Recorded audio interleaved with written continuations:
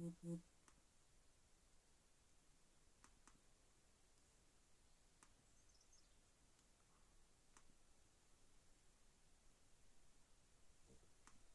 الله الرحمن الرحيم.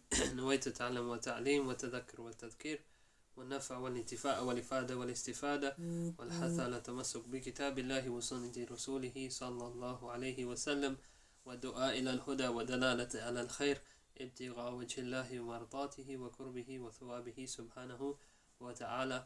Alhamdulillah. Yesterday we spoke about the battles of the Dhat al-Riqa and the Prophet ﷺ setting out against the Bani Mustaliq.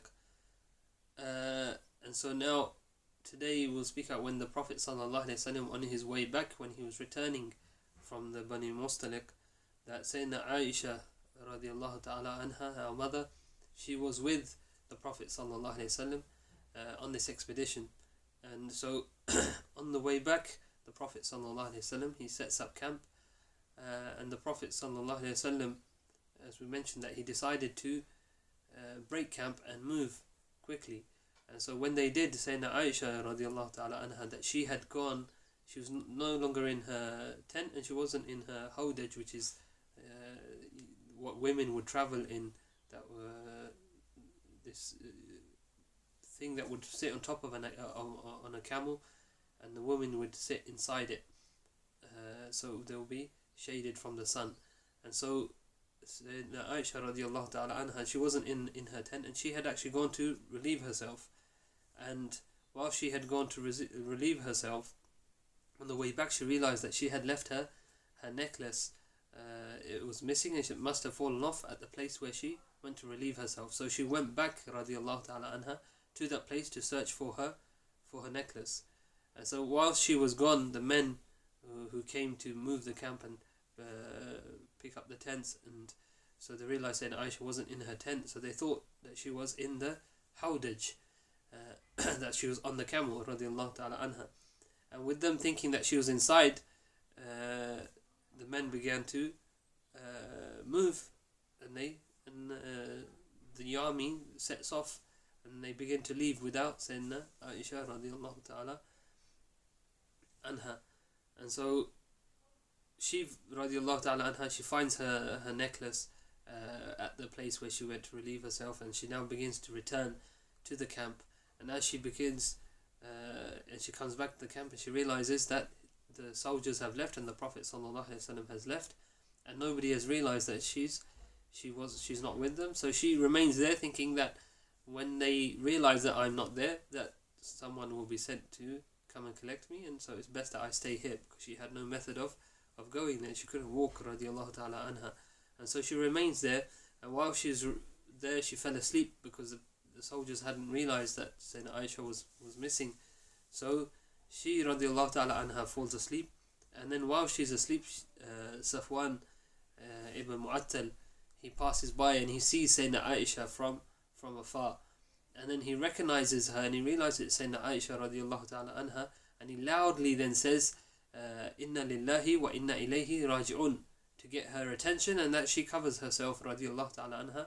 And so she wakes upon hearing this, and she covers her face radiallahu ta'ala anha, and he brings his camel that's with him, and he makes it kneel down, and Sayyidina Aisha gets onto the camel, and then he walks radiallahu ta'ala anhu with Sayyidina Aisha on the camel, and he walks with the camel and takes her until they arrive at the army, the Muslim army, and with the Prophet sallallahu alaihi wasallam. And so Sayyidina Aisha, she says in regards to this, she says, Wallahi, that I did not utter a word to him, and nor did he. He didn't say anything except Inna lillahi wa inna ilayhi raji'un. So he didn't say get on the camel or anything. He just, that's all he said. He brought the camel, made the camel kneel. I got on, and nobody said anything. We didn't even speak to each other. And so they caught up with the army around midday. So they were traveling at most that morning, and they caught up with the army at midday. And now when they catch up to the army and the Muslims camping, Sayyidina Aisha enters into the camp with this Safwan, and the people see that she's entered with Safwan and she's on the camel, And so Abdullah ibn Ubay, this great hypocrite that we mentioned continuously, he sees this and he now begins to help in the spread of rumours. So he doesn't openly say and accuse Sayyidina Aisha of anything, but he's whispering into others people's ears and he's asking questions. Why was she with him? What did she do? Why was she with this man alone? Where were they together? Trying to get people to think about and imagine something which is completely impermissible and against and total slander against our mother Sayyidina Aisha radiallahu ta'ala anha. And so now the rumour begins to spread and people begin to say this, and the Sayyidina Aisha returns back to Medina. The Prophet sallallahu alaihi wasallam returns back to Medina, and when they get back to Medina, Sayyidina Aisha radiallahu ta'ala anha, that she falls sick, and she is sick and she mentions that she was sick for a whole month, and so she hardly went outside of the house radiallahu ta'ala anha. So she hadn't been out, and so she hadn't heard what people were saying, because she hadn't met up with other people. Nobody had come to her house, so she wasn't aware of what people were saying and the spread of this rumor. And so the Prophet sallallahu alaihi wasallam, he hears of this, and Sayyidina Aisha, she says that I didn't know anything whatsoever in regards to this, except that the Prophet sallallahu alaihi wasallam, that when he would come to see me, to visit me, that he wasn't the same. He would come and he would greet me and he would ask how I am, and that's it. He wasn't the same how he normally used to behave sallallahu alaihi wasallam before this. So he wasn't giving her the same attention that he normally would, but yet he was still coming to see her sallallahu alaihi wasallam. He was still showing her goodness. He was asking her how she was, but she knew that something wasn't right. And so she says that when she recovers radiallahu ta'ala anha, that she goes out with one of the helpers, Mishta. She goes out with her to relieve herself outside of Medina, and on the way this Mishta, she trips and she says, oh damn that Mishta, that woe to that Mishta. And Sayyidina Aisha says, what a terrible thing you're saying. How can you say this? You curse a man who fought at Badr, that he was somebody who fought at Badr, and you're cursing him. And so she says, this Mishta, she says that you haven't heard what he's saying or what he said. And Sayyidina Aisha says, no, what's been said. And so this Mishta, she tells Sayyidina Aisha radiallahu ta'ala, this is what people in Medina are saying, this is the rumour that's spreading about you and this Safwan. And so Sayyidina Aisha, she says, I went home and I cried that night continuously, and she says I cried all night without sleeping, that the whole night passed, and she wept radiallahu ta'ala anha, that this is what people were saying about her, and this is what she was being accused of radiallahu ta'ala anha, a woman's honour, and that this is what people were attacking, her honour radiallahu ta'ala anha. And so the Prophet sallallahu alaihi wasallam, during this time, you can imagine that his wife, rumours are being spread and she's been accused of such things.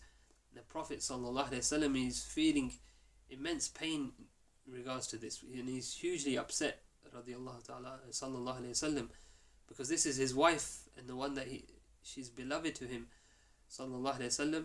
And so he seeks the counsel of his companions. And look at this, look at the behaviour and the character of the Prophet sallallahu alaihi wasallam, that he's heard this about his wife. A whole month has passed, and he doesn't go to his wife and accuse her of anything and say, did you do such a thing, because he doesn't have any proof or anything, so he doesn't accuse her. And he wasn't the Prophet sallallahu alaihi wasallam wasn't somebody to slander sallallahu alaihi wasallam. And so he bears this, and this pain and this upset that he's feeling, he bears this for this whole time, a whole month. And so now he goes to his companions and he seeks their advice. So he seeks the advice of his companions. He said, should I consider divorcing Sayyidina Aisha radiallahu ta'ala anha? And so some of the companions said that, the Prophet ﷺ saying, what should I do? This is the rumours, what do I do? And so one of the companions, he said maybe you should consider divorcing her. That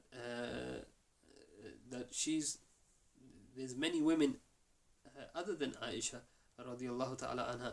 And some of the companions said, no, Ya Rasulullah, we've only ever heard good about Sayyidina Aisha. We've never heard anything bad about her. And that a woman that we've never heard anything bad being spoken about her, that all of a sudden we can't accept that. So somebody says this and we can't accept that she would do such a thing. And so this is what the companion said to the Prophet ﷺ. But if you choose to divorce her, there's many other women. And so that's what the companions advised the Prophet ﷺ, that she's, all we've heard from her is goodness, all we've heard about her is goodness. But if you decide to divorce her, there's many other women for you, ﷺ, other than her.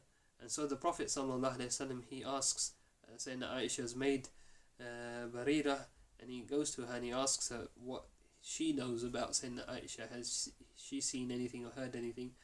And so she says, all I know of Aisha radiallahu ta'ala anha is goodness, that this such a thing is not befitting of her, and all I know about her is goodness, so this can only be slander. So the Prophet sallallahu alaihi wasallam, he goes to the minbar sallallahu alaihi wasallam, and he knows his wife sallallahu alaihi wasallam, he knows Sayyidina Aisha radiallahu ta'ala anha, and that's why this is hurting him even more, that he knows that this is what's being said, and this is what she's being accused of, but he knows his wife sallallahu alaihi wasallam. So he goes to the minbar, and look at this man who defends his wife's honor, and he says, who of you will give me leave to act against a man who has brought harm to the people of my household? Who gives me permission to go and act against a man who's brought this harm to my people of my house, meaning Sayyidina Aisha. And this is the Prophet ﷺ defending his wife and her honor in public. And so Sayyidina Sa'ad ibn Mu'adh, he stands up and he's angry and he says, Ya Rasulullah, he says, I do. And he says, if he belongs to the Aus, if he's from my tribe, he says, we will behead him, we will deal with him, and that's it, anybody that harms you or your family. And he says, if he belongs to the Khazraj, then just give us the command, you give the command and we will go and deal with it. And so the Prophet ﷺ, he's pleased to hear this, that he has the support of the Sahaba. So he now goes to Sayyidina Aisha radiallahu ta'ala anha. He goes to see her, and her parents are present. Sayyidina Abu Bakr and Sayyidina Aisha's mother, they were both present with Sayyidina Aisha radiallahu ta'ala anha. And the companions, they said that they feared for her death because of her constant crying. She was weeping and crying so much that they feared for her death, and that she was getting weaker and weaker through her crying and being upset radiallahu ta'ala anha. So the Prophet sallallahu alaihi wasallam, he sits down next to her and he says, listen, Ya Aisha, listen to me, O Aisha. He says, I've heard such and such about you. Now, this is what I've heard about you. And Sayyidina Aisha already knows now, but the Prophet sallallahu alaihi wasallam now tells her, he says, this is what I've heard. He says, but if you are innocent, Allah will acquit you and prove your innocence. But if you are guilty, then pray to Allah for forgiveness and repent of what you have done. And look at the advice that the Prophet ﷺ is giving. He didn't come in screaming and shouting as many of us will do, but he says to her, saying, Aisha, that if you're innocent, Allah will acquit you, that Allah will prove your innocence. But if you're guilty, do what? He doesn't curse her or anything like that, sallallahu alaihi wasallam. He says that if you are guilty, then ask Allah for forgiveness. Return to your Lord because you've committed a sin, so ask Allah to forgive you and repent for what you have done. This was his advice, sallallahu alaihi wasallam. Just as his advice would be to anybody else, this was his advice to his own wife. This shows us that he, sallallahu alaihi wasallam, just as he was outside of the house, how he dealt with people, how he treated people, he was the same in his house, sallallahu alaihi wasallam. So again, this is something for us to reflect upon, that the way we are outside of our houses, how we treat people, are we the same inside our house? Are we the same, treat people with the same justice and treating people with the same behavior that we would outside of the house? Or do our families receive different treatment from us? But the Prophet sallallahu alaihi wasallam treated everybody the same and equally. So he sallallahu alaihi wasallam, when he says this to Sayyidina Aisha, she says that her tears immediately dried up, that her tears dried up and not a drop was left, and she didn't drop a single teardrop after this. And so she says to Sayyidina Abu Bakr, she says, answer him. And Abu Bakr radiallahu ta'ala anhu remains silent. So she says to her mother, answer him, answer the Prophet. And again her mother remains silent. So Sayyidina Aisha then says, she says, it seems that you've heard the story, you've heard this story so many times, you've heard this rumor so many times, that it's found a place in your hearts and your souls. You've accepted it and you believe it. And so she says, if I tell you I'm innocent, Allah knows I am innocent, that you will not believe me. But if I confess and say I did such a thing, that for verily this is something Allah knows I have not done, and if I was to confess to it, you will believe me. If I confess to this and Allah knows I didn't do such a thing, you will believe me. And if I say I'm innocent and Allah knows I am, that you won't believe me. So she said, that's how it's taken place in your hearts, this rumor. And the only thing I can say to you then in this situation is what Yusuf's father said, alayhi salam, فَصَبْرٌ جَمِيلٌ وَاللَّهُ الْمُسْتَعَانِ عَلَى مَا تَصِفُونَ. So patience is most befitting, and Allah is the one sought for help against that which you describe. And so once she said this, radiallahu ta'ala anha, she says, I lay back down. She lied down again and turned her back towards them, and she turns away after saying this, radiallahu ta'ala anha. And so now at this moment, Allah subhanahu wa ta'ala reveals verses to the Prophet sallallahu alayhi wa sallam, where Allah says, إِنَّ الَّذِينَ جَاءُوا بِالْإِفْكِ عُصْبَةً مِّنْكُمْ لَا تَحْسَبُوهُ شَرٌّ لَكُمْ بَلْ هُوَ خَيْرٌ لَكُمْ لِكُلِّ امْرِئٍ مِّنْهُمْ مَا اكْتَسَبَ مِنَ الْإِثْمِ وَالَّذِي تَوَلَّى كِبْرَهُ مِنْهُمْ لَهُ عَذَابٌ عَظِيمٌ. That indeed those who came with falsehood are a group among you. Do not think it bad for you, rather it is good for you. For every person among them is what punishment he has earned from the sin, and he who took upon himself the greater portion thereof, for him is a great punishment. So when Allah reveals this to the Prophet sallallahu alaihi wasallam, he turns to Sayyidina Aisha, and they say that when revelation would come upon him, that he would begin to sweat sallallahu alaihi wasallam through the intenseness of the revelation, the intensity of the revelation, that he would sweat sallallahu alaihi wasallam. So now he turns to Sayyidina Aisha and he says, Aisha, Allah has absolved you. Allah has proven your innocence. Allah is witness to your innocence. And so Sayyidina Abu Bakr and his wife, overjoyed, and her mother says to her, she says, rise, Ya Aisha, stand up and thank him. Thank the Prophet sallallahu alaihi wasallam. So Aisha, she says no. She says, I will not do anything of that kind, and I will only praise Allah subhanahu wa ta'ala, for he is the one who has revealed my innocence, radiyallahu ta'ala anha. And that was her reply to her mother. And this was not Sayyidina Aisha. We shouldn't think ill of Sayyidina Aisha in any way or regard, because think of a woman who's gone through this situation, and this is being said about her, and the feelings and emotions that she would be feeling. And that, so she radiyallahu ta'ala anha says, Allah has proven my innocence, and I will praise him azza wa jal. And so the Prophet sallallahu alaihi wasallam, he mentioned in regards to Aisha, he also said once to Sayyidina Aisha, he said that I know when you are upset with me, and I know you when you are happy with me. And so Sayyidina Aisha said, how is that? So the Prophet sallallahu alaihi wasallam, he said that when you are happy with me, you said the Lord of Muhammad when you're calling upon Allah, and when you are upset, you said the Lord of Ibrahim. So you can see this was just like any other relationship